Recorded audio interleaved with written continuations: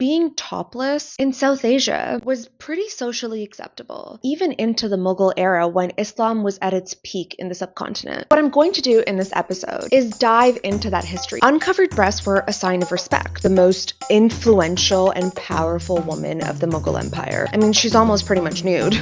They're just mammary glands. Did you know men could get breast cancer? Get your breast checked. The more lovers she has, the greater is her honor. Such a contrast to today, with her breasts concealed and they were cut off. Crazy. All right, we are officially recording the first episode. Are we ready to do this? I'm gonna need some water before I start. Hello and welcome to Jugni. I'm your host, Prableen. Most, if any, of you know me as Prubcam because that's what I go by on socials. It's funny, actually, somebody told me that they thought my name was Brubkamal because of my handle. So no, actually, my name is Prableen. If you didn't know then, now you know! I really need to make that like my slogan or my punchline or something. It just fits my content so well. So I originally had planned, researched, scripted an entirely different episode for the launch. However, some factors that I will get into in a second made me reconsider. But before then, I wanted to announce that Jugni is now a part of Ruckus Avenue Radio on iHeartRadio, which I'm super excited about. So you can now find all these episodes on the iHeartRadio app or on the Ruckus Avenue Radio website. And for the relaunch of Jugni, I wanted to do a revamp. I have a new style where I'm alternating between solo episodes and interview episodes. And I have some dope interviews already recorded and some lined up, which I'm so excited for you guys to hear about. I have so many interesting topics for the solos. Like, I really feel like it's where I can dive into my curiosity. Like, the one I was originally going to do was about Sufism and Jugni in Sufi poetry, which will still be released just, a little bit later. I also had my really good friend Krishika, shout out Sika. She is a super talented designer and she redesigned the logo for me. Bless her heart. I have someone working on the intro music. It's been so fun and such a blessing. It genuinely takes a village and I'm so lucky to have a village to lean on. So thank you to everyone that's been here and supporting me. I genuinely could not have done it without you guys. I also did a photo shoot for the launch, which for me was a very full circle moment and also the reason for pivoting to this topic. If you haven't seen the launch announcement, it's on my Instagram and TikTok. I say full circle moment because I really started this entire creative journey through self-portrait photography. I would style these unconventional looks, usually incorporating Desi elements with Western influences because that's just how my brain works. I am a first-gen immigrant kid from Punjab that was raised in Brampton, Canada. And I absorbed and consumed both parts of these identities, from Bollywood Desi content to like Western pop culture. Like when Priyanka Chopra and Nick Jonas got together, it was a big moment for my parasocial life. It was like, oh my God, my two worlds are coming together. But self-portrait photography and fashion was and still is how I express my creativity. It's my outlet, my art. So it only felt fitting to launch this next chapter of my creative journey with a shoot concept that I had been sitting on for a long time. Because if you haven't seen it already, it is much more physically exposed relative to the other content that I post. And I don't ever really explain or provide context behind these shoots that I do. I very much subscribe to the idea that art is subjective and up to, the viewer's interpretation. However, being a part of the South Asian community, especially being a woman in this community, I understand how sensitive of a topic this is. And as much as I'd rather be talking about Sufism right now, it just calms my soul. I do believe this is an important conversation and dialogue to have in the community. And I cannot stress this enough: respectful conversation and dialogue. I do not tolerate anything less. Take that somewhere else, please. But the stigmas and taboo nature around nudity, especially women's nudity in the South Asian community, it's really hindering our ability to enjoy and create art. I mean, not to mention the obvious toll it takes on the daily life of South Asian women, especially the ones navigating multiple cultures. And what we also don't talk about is the kind of toll that it takes on the men and the boys in our community. So I want to look at this from all sides. All heteronormative sides, queer and LGBTQ folk definitely deal with objectification and sexualization in the South Asian community. Honestly, that could just be a whole topic on its own. However, the research I did for this episode is mainly from a heteronormative perspective. The point is, there's many negative outcomes to these taboos. And in the past few months, I've had so many conversations, unprompted, by the way, with creators, academics, artists, about how this stigma is hindering their ability to create freely, whether it's content around historical art, text, or even just their creative expression. And that's a sad reality for our community, especially considering where we come from. And I think that that's where the problem lies, is that a lot of us aren't aware of our history, which to some degree is by design. So what I'm going to do in this episode is dive into that history so we can understand how we got here. I want us to think critically about where all this passionate, strong enforcement of these beliefs comes from. Like, do you understand why you believe so strongly in this? Do you understand what other beliefs you're implicitly enforcing when you enforce these standards around women's bodies? The photo shoot I did was very much a visual juxtaposition of the modern and traditional South Asian woman. Like, she's wearing dress pants and like black heels, the professional corporate 9-to-5 Western woman. And then on top is the traditional Indian woman with layers and layers of traditional bulky jewelry, the bazu bun, the dark lined eyes, and yes, the bare chest. I took a break. I got hungry. Honestly, this podcasting thing, it's work, man. I just had a quesadilla and a burrito. I didn't finish the whole burrito. I'm not that good. For a girl. All right, anyways, let's get back into this. You'll hear the argument that, all this nudity and all this skimpy dressing is just like Western influence, and that like we're all straying away from the traditions of our ancestors and like forgetting our roots. But actually, the original influence from the Western world was this idea that nudity or a lack of modesty was some kind of moral failing in a woman. A very Victorian belief that South Asians were shamed into accepting and enforcing due to, can you guess? Colonization. Yes, everything is colonization's fault. We're all tired of hearing it, but it is the unfortunate reality we live in. So let's take it all the way to the beginning. This is from a 2024 study published in the Aesthetic Surgery Journal Open Forum called The Social Area of the Breast. Over 300 million years ago, mammalia differentiated themselves from the reptiles and birds by the presence of mammary glands to enable feeding the offspring.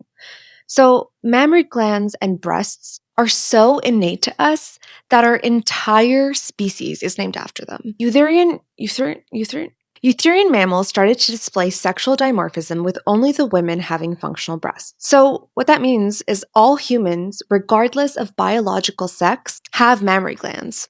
That's why men also have nipples and breast tissue. Did you know men could get breast cancer? Get your breast checked. A woman displaying healthy breasts capable of feeding the progeny was viewed as a desired sexual partner by the males. This evolutionary mechanism of signaling women's sexual competence by mammary display has continued to attract male attention. The scientific and biological role of breasts were just to feed offspring. And because that was a desired trait, to be able to feed offspring so that they can grow and have more offspring, it quickly evolved into a way of signaling fertility and health for mating purposes. And that's very much the case for ancient populations in both the Western world and South Asia. The paper goes on to say, in many ancient cultures, females' clothing was often quite revealing, with little to no coverage of the breasts. This was especially true where women were considered to be sacred or divine, which is such a contrast to today, where modesty and covering up or not showing much skin is what makes a woman sacred or closer to God. In ancient civilizations like the Indus Valley civilization, men and women didn't really cover up much, and that was mainly just what was appropriate for the climate, but it was also not considered shameful. Like, look at the infamous dancing girl from Mohenjo-daro. She's wearing bangles all the way up her arms, a necklace, and the rest of her is naked, including her breasts. And her being naked isn't an invitation for sex. It's just her existing as herself. a woman, which means a human being that through sexual dimorphism just has more developed breasts. In ancient times, breasts were seen as auspicious, a sign of fertility, divinity, not something to be ashamed of. If anything, it was seen as empowering. It also wasn't considered immodest. There's this quote about modesty that I think is really important. It's like a citation inside of a citation. In the book, The Costumes and Textile of India, Jamila Bridge Bhushan talks about studies in the psychology of sex and how Havelock Ellis remarks, many races which go absolutely naked possess a highly developed sense of modesty. Modesty is in its origins independent of clothing. Physiological modesty takes precedence of anatomical modesty, and the primary factors of modesty were probably developed long before the discovery of either ornaments or garments. What it's saying is that that core innate human need for privacy and self-respect when it comes to their own body and, their person, it's more fundamental and universal than the culturally variable standards about which body part should be covered. Like the feeling of modesty is more of an internal disposition than it is a rule or like a dress code. Almost like it's subjective. A really good example of this is Marilyn Monroe, who was an iconic sex symbol. Her real name was Norma Jean, and Marilyn was a persona that she put on. There's multiple biographies done by people close to her that describe her being able to turn Marilyn on.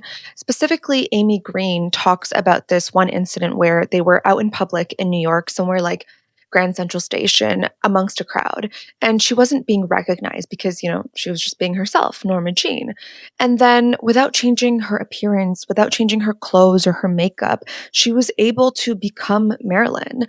All she did was change the way that she walked, the way that she carried herself and presented herself. And suddenly a crowd started forming around her and people started recognizing her. So modesty is more about a person's inner mindset and motives. And this is what always gets me, because when you make it just about clothing and outward appearance, it's so easy to fake and manipulate. In that way, anyone can embody what a society believes is modest. But true modesty is internal. It's revealed through character and how you go about things. And the perception and definition of modesty is subjective. The way that it's perceived and defined is different for each person. Greek philosophers theorized that women should be topless to promote sexual equality. Some advocated that breasts are not private or sexual parts at all. Over time, as cultures became more patriarchal, female clothing began to cover more of the body. This shouldn't come as a surprise. I think it's widely understood that ancient civilizations didn't really cover up much. There wasn't stitched clothing and nudity wasn't taboo. If you look at socially acceptable breast exposure in time comparatively in the Western world and South Asia, it was deemed unacceptable for women to be topless much earlier in the Western world than it was in South Asia. In the Western world, it was just in the ancient time. By the medieval era, with Christian influence, it very much shifted towards modesty and the concealment of women's bodies. So think higher necklines, fitted bodices, and that pretty much remained the case until about the mid-20th century. But in South Asia, obviously with the understanding that it differed regionally and based on caste, overall, being topless was pretty socially acceptable. From ancient times to the medieval era and even into the Mughal era when Islam was at its peak in the subcontinent. Now, I'm not saying that they never covered up, although it was in the Mughal era that stitched clothing and tailoring was most popular. But even prior to that, they did have breast bands. They were known as I don't think I'm saying this right, Pratiditi or Stanapata, but they were there to support the breasts, not to conceal them. Roshan Al-Qazi in the book Ancient Indian Costume talks about how stitched bodices were foreign imports and often worn by dancers and courtesans because they were the ones that needed breast support. Or, pregnant women. They had upper garments called utariya, which started off being opaque, but eventually ended up being made from sheer translucent fabrics like fine muslin. Even cholis were made from sheer fabrics, and the breasts would be visible through these fabrics. And sometimes, the utariya was just kind of draped over and it would cover only half the breasts because breasts were just so integrated into everyday domestic life that people didn't even blink an eye. If you look at ancient Indian Buddhist artworks like the Sanchi and Amravati sculptures, women are topless. In the Costumes and Textiles of India book I was talking about earlier, they describe the sculptures of women as always wearing enormous bangles around the ankles and wrists and generally strings of beads around the neck, but their body clothing is limited to a bead belt around the body below the waist, and that was it. In fact, in the southwest coast of India, which is now present-day Kerala, uncovered breasts were a sign of respect. In the biography of Chitambi Swami, who was a Hindu sage and social reformer, it says the proper salutation from a female to persons of rank was to uncover the bosom, which is completely opposite today, especially in South Asian society where girls get told to cover up as a sign of respect. I mean, we've all been told to change because some random uncle was coming over. And I want to talk about the way that the society in Kerala kind of functioned, because when it comes to gender especially, it's so different than it is today. There's this book by this Portuguese officer named Duarte Barbosa. It recounts his time in the 16th century in Kerala because he spent a lot of time there. And he kind of recounts, the way of life and the frameworks that they lived in. And I want to read a part of this. The Nair women of good birth are very independent and dispose of themselves as they please. When they reach the age of 12 years old, their mothers hold a great ceremony. When a mother perceives that her daughter has attained that age, she asks for kinsfolk and friends to make ready to honor her daughter.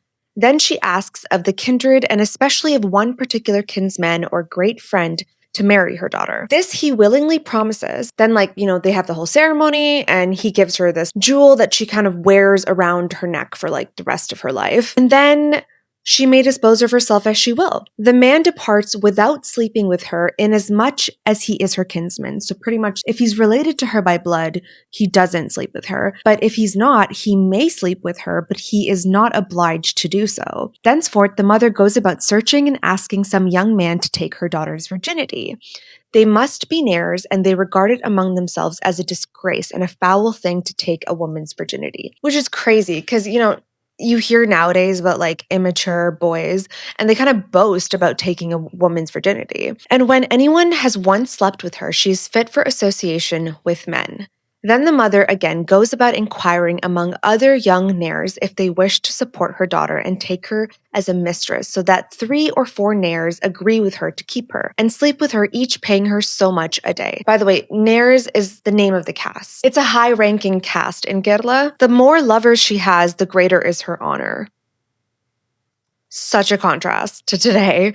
Each one of them passes a day with her from midday on one day till midday on the next day, and so they continue living quietly without any disturbance nor quarrels among them.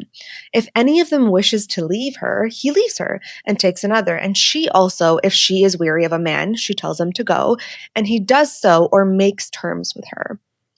Any children they may have stay with the mother who has to bring them up, for they hold them not to be the children of any man, even if they bear his likeness, and they do not consider them their children, nor are they heirs to their estates. So pretty much the heirs to a man's estate is not his kids. He doesn't, his kids aren't technically his, they belong to the women. And the heirs of his estates tend to be his nephew, so his sister's kids. This whole, the kids belong to their mother, not the father. It was established with a greater and deeper meaning than the common folk think.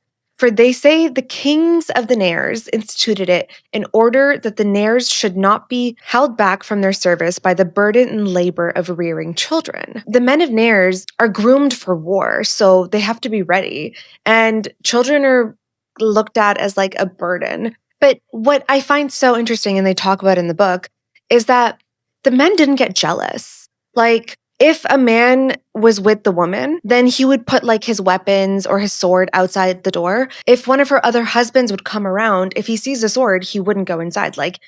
They would just respect that. This is an indicator that men in that society didn't define their masculinity through their ability to possess, control, or have ownership over a woman. And what's interesting is that in the book, they talk about another caste that lived kind of similarly to the way that we do in a patriarchal framework where, there's a father and a mother, a son inherits from the father, and it's more monogamy, but they kind of coexist. They coexist with the Nairs, and it's not really a problem. What a concept. But, it wasn't always sunshine and rainbows. Going back to the biography of Chitambi Swami, where he talks about how, the proper salutation from a female to a person of rank was to uncover their bosom. It says, the Nair women used shoulder cloth to cover their breasts, but this was to be removed before temple idols and caste superiors. On one occasion, a Nair woman appeared before I don't know how to say it, the Damarin of Calcutta's lady, with her breasts concealed, and they were cut off, as the wearing of a bodice before one belonging to such a higher group was considered immodest. Crazy. Insane. I want to make it clear, I'm not saying that we should do this. Of course, there were like a million other problems back then, caste being such a major one. I'm just trying to, one, provide context on what the norms and sentiments around women being topless looked like. And two, to show how easily these things can change in either direction. I personally don't think women should be forced to expose their breasts if they don't want to, or shamed into concealing them. They're just mammary glands. This goes back to modesty is more of an internal disposition. So like I mentioned earlier, concealment of women's bodies didn't really become the norm until about the Mughal era. I took another break and I finished that burrito. It was delicious. Okay, back to it. It was in the Mughal era that the concept of parda was introduced, thereby introducing the privatization of elite women's bodies. So parda literally translates to curtain, and it was the practice where women stayed in separate rooms, often called zananas, or behind a curtain, and they were veiled completely in public. And this was prevalent amongst elite Muslim and Hindu women. So it was more of a signifier of class and izzat, which is honor. It was like, look, my women don't need to go out and labor in the sun. Because parda wasn't really feasible for lower ranking women. They had to go and work in the fields to earn their living. Parda was meant to protect women from the intrusive male gaze and like the objectification. But still, it wasn't in like a shameful Victorian way. It was more that women's bodies became the private treasures of elite men, which honestly, I'm not saying that's better. But if you look at Mughal era art, breasts were very normal. Even though it wasn't necessarily the case in like day-to-day society for elite women, like high-ranking women are depicted wearing translucent, fine muslin drapes across their breasts, sometimes their whole body. And you can clearly see through these drapes and you can see their breasts. And it was more of like a show of higher class because they could afford fine, luxurious muslin. Let's take a look at Mumtaz Mahal, who was Shah Jahan's wife, who the Taj Mahal was made after. In this painting, she has a shawl covering her head, her back, her shoulders, and the front part of her body is completely exposed, including her breasts. All she's wearing is like pearl necklaces and pendants. There's Nur Jahan, who was the 20th and most beloved wife of the Mughal Emperor Jahangir. And she's like known as the most influential and powerful woman of the Mughal Empire. And she didn't practice strict parda. She was almost like the de facto ruler of the empire, while Jahangir was like dealing with like a lot of drug addiction and alcohol abuse. So she was making a lot of these decisions. She held court. You know how like emperors would go on a balcony and kind of like wave or greet their subjects. Like she would go with him. She had coinage struck in her name. When Jahangir was captured, she personally led an army on top of a war elephant to get him released.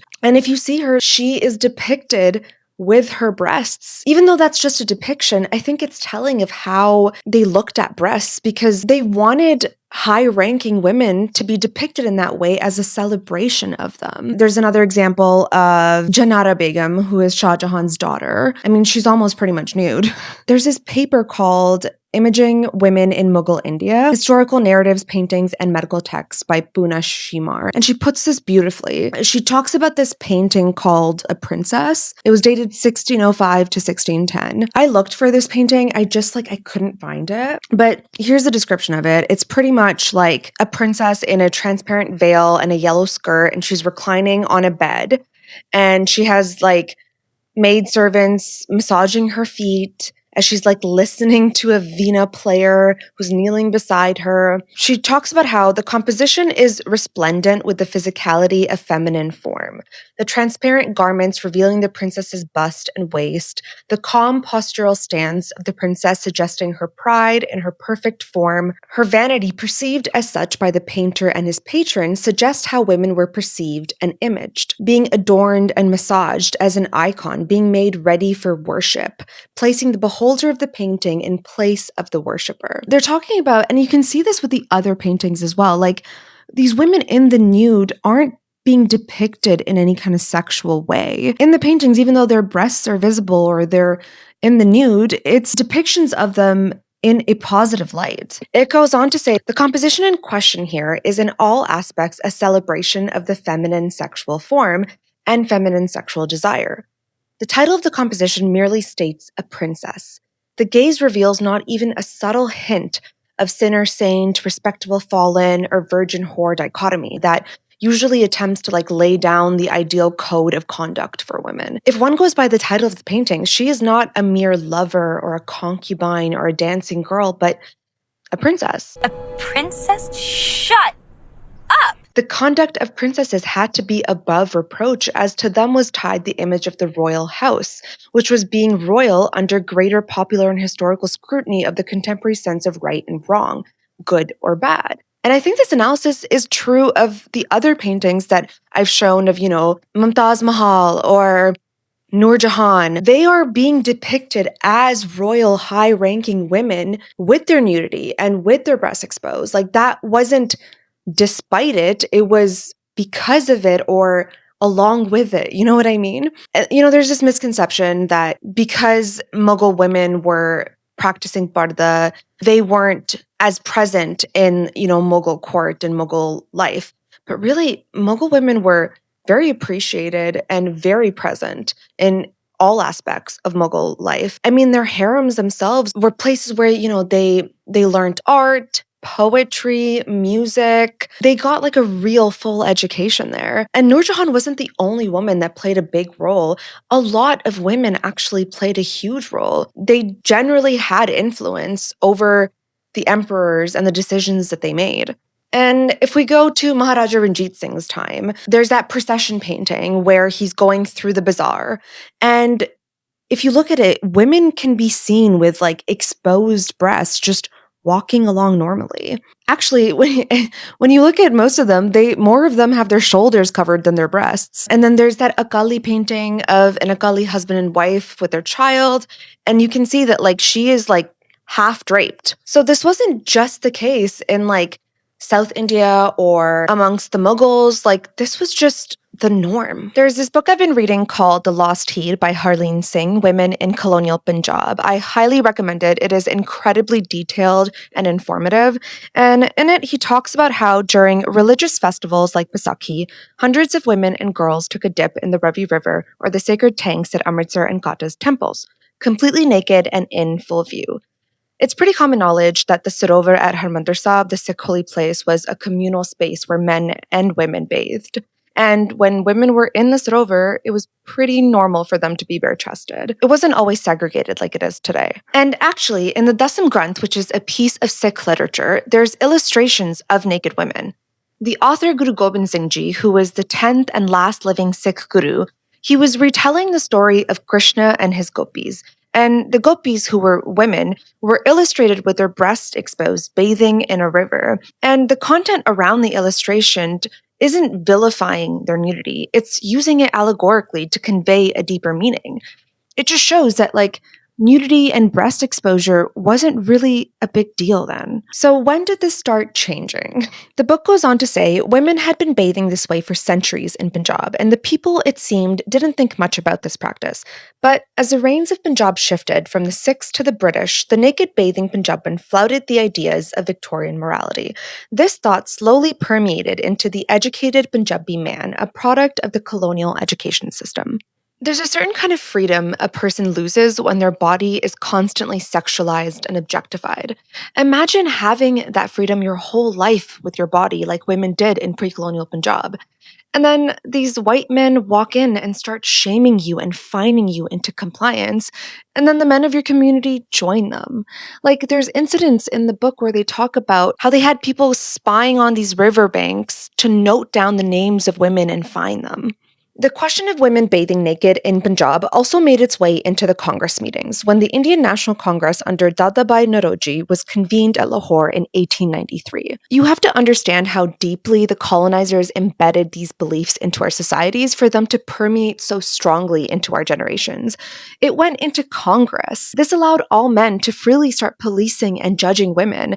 It's systematic, and it is not indigenous to us. It is outside influence, very recent outside influence when you look at our history. There's this incident that starts to show the change happening in Kerala, where Dutch officers would meet with the queen, and in this case, it was Queen of Uttingal, and she was from the kingdom of Travancore, which was a huge, long-lasting kingdom in Kerala. And this Dutch officer was meeting with the queen and her ladies in waiting, and he would be scandalized because they were bare-breasted, all of them. They were adorned with immense amounts of gold jewelry. They would have fine silks draped on the bottom half, but on the top, they were bare-breasted. And for them, they were showing it as a sign of respect, because covering the upper body in front of a social superior or social equivalent or a diti, it was considered disrespectful. When she met a foreign officer, she would remain topless as a sign of her own high status and to show that I'm not hiding anything. This really confused these Dutch and Portuguese officers because they usually related royalty to robes. This concept of covering up and modesty was really an alien concept to the people of Kerala, especially high-ranking women. They rejected bodices and cholis and upper garments because they just thought that was something that lower castes would do to mimic and imitate foreigners. And that it was just them compromising on their culture and their traditions. As, the 18th century came along, the British started putting pressure on the Travancore royals to cover up and wear blouses or bodices, which, they eventually started incorporating. So it started becoming associated with higher rank and the elite class. The British also had these Christian missionaries because Christianity was very much spreading then. And so they had these Christian missionaries kind of teaching lower classes about the Christian faith and about covering up. So then lower class women also started covering up, but the elite class was wait, no. That's a higher rank elite thing to do. You can't do that. As a result, there was a lot of rioting and violence. One major spurt of rioting lasted for about 21 days. In the book The Nadars of Tamil Nadu by Robert L. Hardgrave, he talks about how during these riots, men were seized on the Sabbath for public work, schools were occasionally interrupted, the books were thrown into the streets or torn to pieces, and the women were beaten in the public bazaar for wearing the upper cloth over their bosoms, and the cloths were stripped from their bodies. Appearing exposed in front of higher classes was a sign of respect and a class differentiator. These riots were a response to those traditions and the class order being disrupted by the British and their Christian missionaries. They were you're ruining our traditions and the traditions of our ancestors. Sound familiar? The exposure of the breasts became a central part of the issue. It became the focus of all the frustrations and anger. And do you see how easily societies can take something like breast exposure to either extremes? It wasn't until 1859, the Gender Revolt, when the British governor of Madras finally pressured the king of Travancore to allow all women to wear a cloth, provided it just didn't look exactly like the royal style, so there was still differentiation. Essentially, the change started happening through colonization and the Victorian era, because if you look back at their trajectory for nudity and breast exposure, like we talked about earlier, it was done a long, long time ago for them. It was only in the ancient times. By the medieval era, Christianity was spreading and they were covering it up. So to them, breast exposure and nudity is uncivilized, it's barbarian, it's savage. And they projected that onto the South Asian communities that they colonized. And they also used it as an excuse to colonize us, that we were uncivilized and we needed them, and especially through the Christian faith. But that was all very much propaganda. And they have been spreading that propaganda as far back as you can see.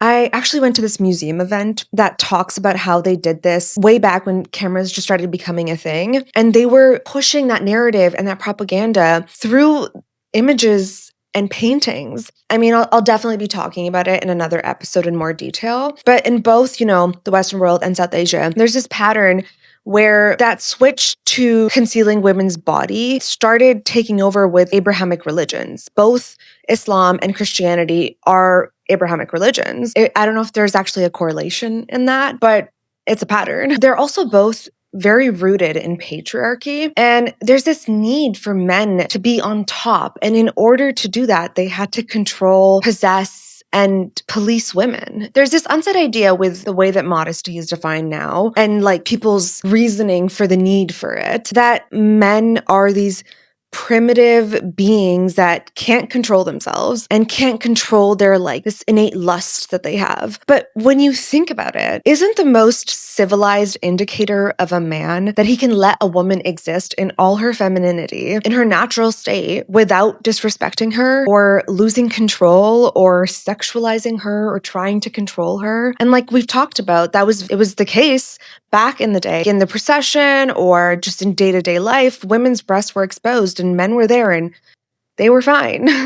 I'm not saying that there weren't men that weren't tempted and there weren't men that had trouble controlling themselves, but wouldn't you say that what is more civilized is the ability to do that rather than policing and controlling women? I recently watched this, I think it was a reel, that was talking about how women were given meaning innately. When they're born, they have a natural purpose, which is to give birth, to create life. So women were enough by just existing, by just being. But men have to become. They have to prove themselves through achieving because they didn't have that natural meaning to their life. And I personally think that this is like the root of insecurity that all men have been born with. And to be honest, I also think it's like the root of the systematic problem in the male gender that we're starting to see, like this whole male loneliness epidemic, this whole, is it embarrassing to have a boyfriend? Because men define masculinity relative to a woman. They created all these roles and this purpose as being the providers. And now that women don't need them as providers and their needs are changing to more emotional, holistic needs, men are struggling. They haven't changed and adapted because their masculinity depends on women. There's this paper by Kamala Visweswaran that was quoted in another paper. I couldn't find her original paper. She says that a woman's modesty signifies the masculinity of her community. Isn't that insane? This whole idea of like, oh, if my sister's like this, or like my cousin's like this, or my wife is like this, it means this about my masculinity. The degree to which the women in a family obey, submit, and can be controlled defines the masculinity of the men in that family. And now that women can exercise their free will and have independent thought, that system that men created to give themselves purpose is failing, it's collapsing. I think men are in an identity crisis. You can see that men are suffering because of this. I think that what men need to do is be able to define masculinity and their own masculinity independent of women. I mean, look at South Asia and look at India. They are very strict in the way that they define modesty, and kind of reverse now because the West is loosening up. And look at the rate of rape cases in the country. They're like number one. Okay, so they're not number one for rape cases. It's hard to determine that due to the lack of reporting, but India was ranked the world's most dangerous country for women. I mean, do we even need to bring up India's daughter? This whole modesty to protect women, it's not protecting women. It's also not protecting these men. I mean, look at the men and boys nowadays. They have porn addictions and sex addictions, and those run rampant, especially with men. As I'm editing this, all the Grok AI stuff is coming out where majority men are taking images of normal women and asking AI to undress them or put them in a bikini. And if you read the prompts that they're using, it's disgusting. There's this tweet by Jega Evi that sums it up really well. There's an abundance of free porn on the internet. Removing women's clothing with AI is something much more sinister. It isn't about horniness, it's about control. These men find joy in violating women and taking their agency away. We've created a society where men think that they have a right to women's bodies. And it's created this really shitty rape culture where men use excuses like, oh, she's promiscuous because she's wearing revealing clothing, or she's asking for it as an excuse to violate women. I know women who are virgins, my age, never had sex in their life, and they wear pretty revealing clothes. It's not a one-to-one relationship. It's just an excuse for men to behave inappropriately. As you can see with the Grok AI stuff, it doesn't matter what she's wearing.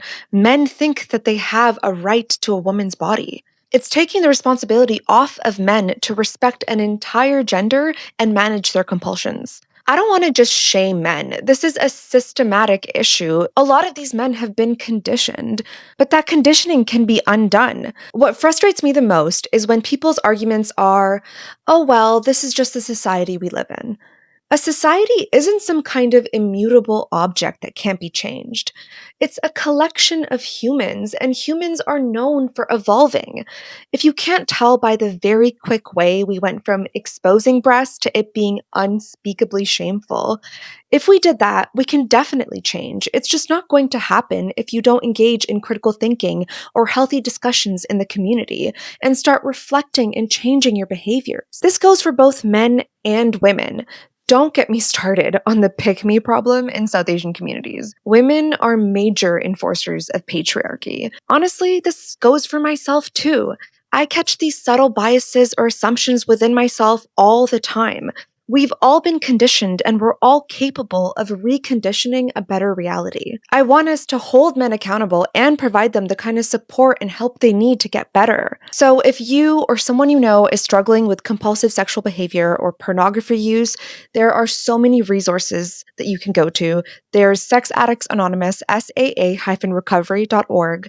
There's Sex and Love Addicts Anonymous, SLAAFWS.org. In North America, there's the International Institute for Trauma and Addiction Professionals, IITAP.com, where you can find a certified sex addiction therapist. And there's a plethora of resources available online for you to do this on your own. This whole psychology of like, if someone tells you not to think of an elephant, you're going to think of an elephant. If you tell them not to do this or you conceal it and hide it, you hypersexualize it so that they seek it out, and they almost seek it out in an obsessive, addictive manner. And I think it creates the reverse effect than what this modesty was intended for. I think there's a major problem with just being able to critically think nowadays. And I think critical thinking and looking at this critically, it's like, it doesn't make sense. The more that you tell women that they can't dress a certain way and that it means something about them, they're going to fight against that. Because like we talked about earlier, modesty is very much a innate disposition. Like a person has to be able to feel those things. If you tell somebody to feel something, that doesn't mean they're going to feel it. A dress code isn't going to fit every single person. I also think it's just sad because then what the result of it is starting to become is that you can't enjoy art the same way. You can't create art the same way. And I think more and more people want to be able to express themselves freely, and then they're going to express in their art the things that they're being restricted in outside of it. There was this famous Indian painter, Raja Ravi Verma, who was actually related to the Travancore royals, and he painted portraits of the queens in the late 19th century. And he very much had to negotiate the amount of exposure and breast that he could put in. So he had to negotiate like the authenticity that he could kind of create this art with, because there were a lot of people developing like Victorian taste. They didn't see that. They didn't think it was tasteful. That's the beginning and the start of the kind of compromise that South Asian artists had to start making. Even though the reality and the authentic truth is that for our people, nudity and breast exposure innately is not looked at as immodest or a moral failing. It's actually just a very natural way of life. Sensuality, sexuality was all very human. It's a very human part. It's like so innate to us. I think the more important question here is, why is it wrong for a woman to explore her sexuality or have interest in sex at all? Sex is one of the most normal and human things beside basic bodily functions like peeing and shitting. Her exploring that isn't wrong, nor is it an open invitation for men to be uncivilized and disrespectful. It's not like when breasts were part of daily life and they were exposed that they weren't sexualized. I mean, yeah, they were sexualized, but it wasn't to the extent that you had to police them and cover them up. If men were capable of controlling themselves and their lust back then, being able to respect women, I think that they can be capable of doing it now. And what we're doing as a society, in a way, is we're kind of hand holding men. Like, we're coddling an entire gender because we're like, oh my God, like they can't control themselves. Like, boys will be boys. When you coddle a child too much, they become dependent. They can't actually exercise all of those things on their own and develop those skills on their own. And so then they end up being underdeveloped skill wise. They end up being spoiled. They act out. And to be honest, everyone suffers. That's kind of all I have for today. This was like a lot of research and a lot of work, but I think it's an important conversation to have. When I started this research, it was just kind of more me trying to figure out, okay, what was the historical landscape looking like? Because I had always heard about it, but I, hadn't dug into it myself. But the more that I dig into it, I started realizing how much of problems that I'm dealing with and the problem that, we're dealing with in terms of the gendered issues that we're having in the modern world actually kind of like tie back into this and relate to this so much. That was a really interesting conclusion to make from this, but I had a lot of fun. I had a lot of fun doing this. I want to keep this a respectful dialogue. I mean, I want to hear maybe about blind spots that I haven't thought about, things that I haven't considered. Let me know, comment below with your thoughts, what you guys think. I'm so excited. There's so many more episodes that are coming through. Like I said, I have that one on Sufism, which will be coming up soon. And honestly, guys, I'm open to suggestions. Let me know if there's certain topics you guys want me to cover. I am so excited for this next chapter of Jugni. There's so many exciting things coming through. So follow me on Instagram, on TikTok. I will put them all up on the screen. And if you're listening, my Instagram is prab.cam and my TikTok is prabcamt. And then, of course, subscribe to the YouTube. The full episodes will also be up on the YouTube. I hope you guys enjoyed this, and I will see you guys next time.